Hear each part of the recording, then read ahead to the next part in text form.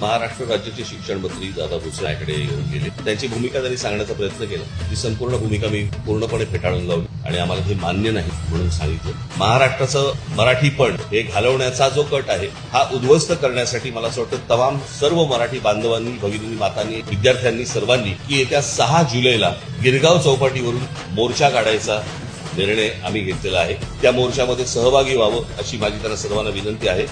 इथे कोणताही झेंडा नसेल, फक्त मराठी हा एक अजेंडा असेल आणि त्या अजेंड्यासाठी म्हणून सर्वांनी महाराष्ट्रातल्या तमाम मराठी बांधवांनी या मोर्चामध्ये सामील व्हावं आणि सरकारला दाखवावं, सांगावं. आणि अशा वेळेला मला हेही बघायचंय कोण येणार नाही हेही मला बघायचं. म्हणजे नुसते तोंड देखले बाकीचे नुसते बोलत असतात. मला असं वाटतं ही अत्यंत महत्वाची लढाई आहे. महाराष्ट्राच्या दृष्टिकोनातनं, मराठी माणसाच्या दृष्टिकोनातनं ही खूप महत्वाची लढाई आहे आणि या लढाईमध्ये पूर्ण महाराष्ट्राने उतरावं असं मी महाराष्ट्राला आवाहन करेन.